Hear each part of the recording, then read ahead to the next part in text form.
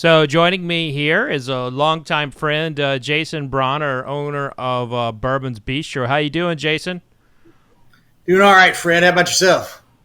Living the dream, and we chatted the other day, and you were telling me a little bit about what's kind of going on with allocations and barrel picks, and I guess essentially I'll just let you take the floor and tell us what's going on.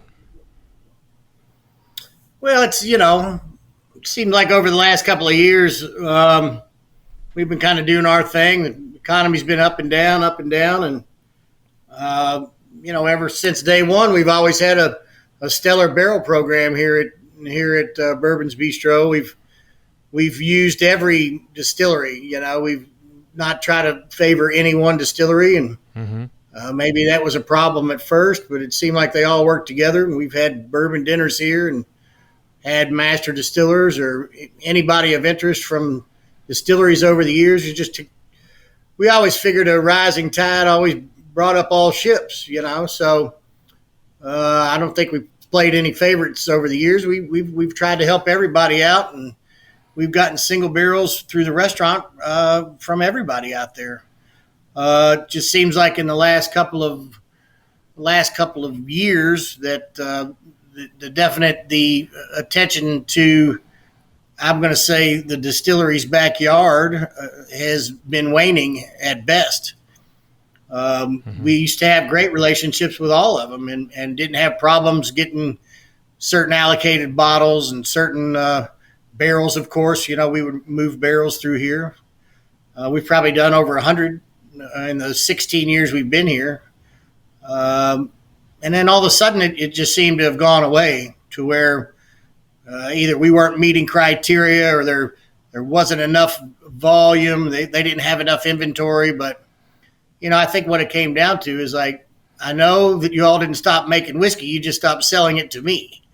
So, all those barrels and surely there's more than there used to be, are getting allocated other places. And we're seeing, a lot of bourbon groups ending up with barrels. We're seeing a lot of podcasts ending up with barrels, which, I don't fault those guys at all, because if I could get barrels, I would, but I just don't think that they're held to some of the same standards that they say they were holding us to.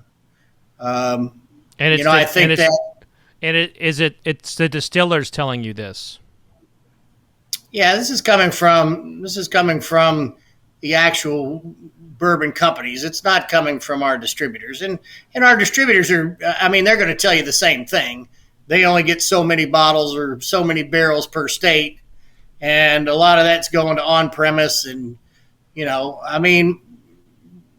that's those are hard decisions to make. But I can touch with let's just say one bottle of allocated product, I can touch 25 people with that. Basically 25 shots in a 750. Mm-hmm.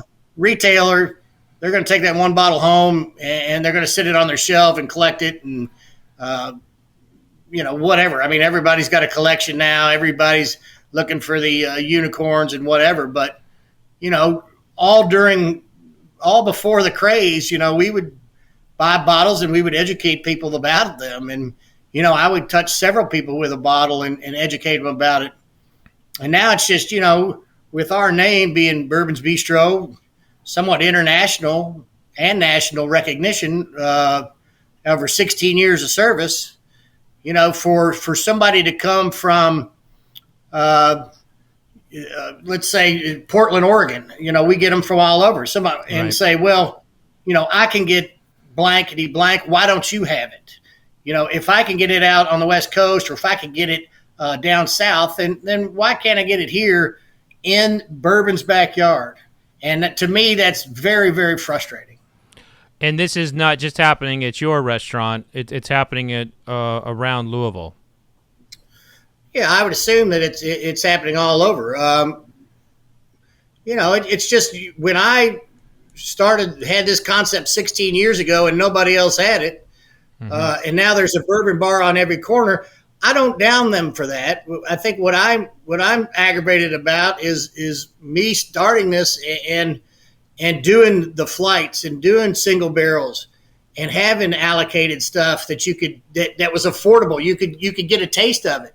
You know, you didn't have to spend $200 on a bottle. I think that's been my motto, is to educate people about bourbon. And if I don't have it, I can't do that. So my business model is being handcuffed by all of these new markets. And hey, I understand growth. We all understand growth.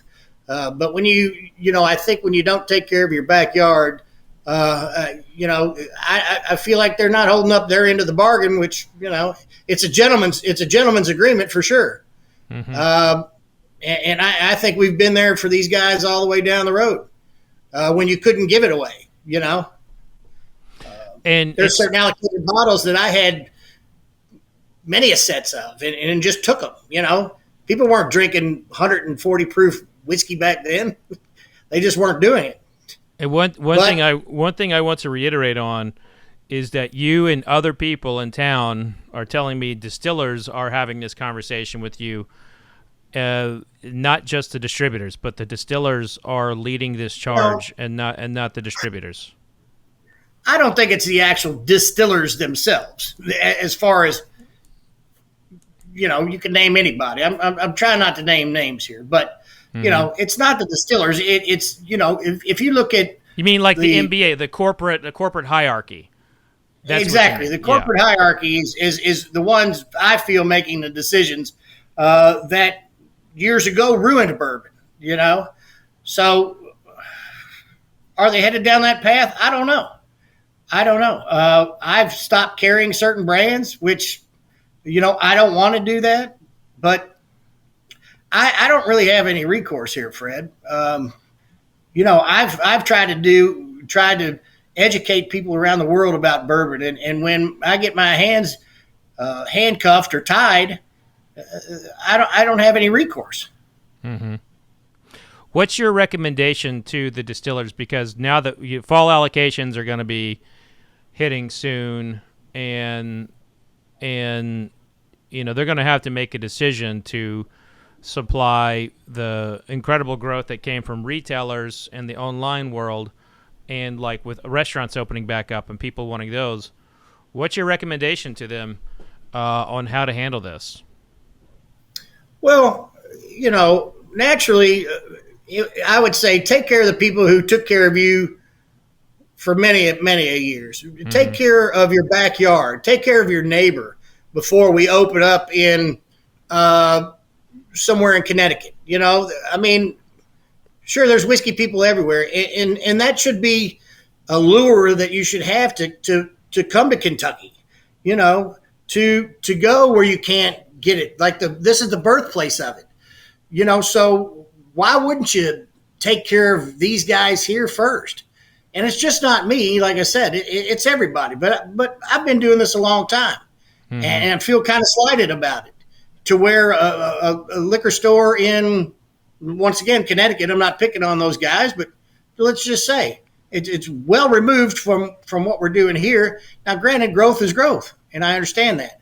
But I could sell the shit out of all this stuff, and I don't have it here. So, where do you draw the line, or where do your allies? Where are your allegiance? And your business is healthy though. Like, I mean, you've been, every time I've been in there the last couple months, you've been pretty busy. So, but business is good overall. Sure. I mean, there's frustrating sides to all of it, and this is just one of them. We can name everything that the pandemic's caused and talk about shutting our doors. I don't know. After 16 years, Speaking of the pandemic, you told me a distiller had said that your sales were down last year in the middle of a pandemic, and that's why you weren't going to get a barrel. Yeah, well, we evidently dropped out of the top 50 on-premise accounts, or top 50 accounts. I don't know whether it's on or off-premise. But, they would really be willing to help us get back on there. And I was like, yeah, I mean, I would do 4 or 5 barrels a year with these guys, and like I said, they didn't stop making it; they just gave it to somebody else. Now Mm-hmm. that they had, now that I was kind of a little stepchild there, I think, that, I guess my business didn't matter that I went from 4 barrels to 2 to 3 I mean, from 3 to 2 to 1 to 0. And, those barrels are going somewhere. Yeah. Well, let it be known that, like, if you all want, anybody here who wants to have a good time, a good restaurant to go to in Louisville, Bourbons Bistro is always one I recommend. And I know a lot of people want to know the names, want to know who's been doing this. And as you kind of said to me, it's pretty much all the distillers, and and I've gotten confirmation from that from a couple of other people in town. But is it fair to say it's the large corporations and not the smaller distillers? I would definitely say that is a fair statement. And I can understand, they're all doubling production. They're adding, they're having to add employees and whatever. It's just not, it doesn't seem to be the same, same as it was, the same families. What I call it a family of distillers, a family of bourbon guys. Mm-hmm. Even though they're competitors, we all hang out together for the most part. I think they need to step back and look at themselves. It's starting to get away from that. And I don't know. It really, it just kind of puts a bad taste in my mouth about, me being out here trying to do this and not having the resources to be able to do it. I mean, I'll sell the whiskey. You just give it to me. If I could make it available to me, that's just unbelievable that Bourbons Bistro has been here for 16 years and things are unavailable to me. That aggravates the piss out of me. I understand it's a business for the distillers and the distributors as well, but something has happened in the last 2 or 3 years where it does feel like across the board the caring about the people in these, who are pouring the drinks, who are, putting their businesses on the line. It feels like that is kind of going away a little bit. And I think it just might be that typical corporate America thing. Well, it sure feels like something's changed, Fred. I mean, I love this industry, but it's definitely, it has its trying times. And at first it was supply, and now that they've doubled supply, it's like, oh, well, now we're opening new markets. And I just keep getting bumped to the back of the line. And maybe I'm not the rosiest person to deal with at times, but, I've been in it for all these guys I've sold their product equally and without bias and prejudice, and just love the business I'm in. And it gets very frustrating. Right on.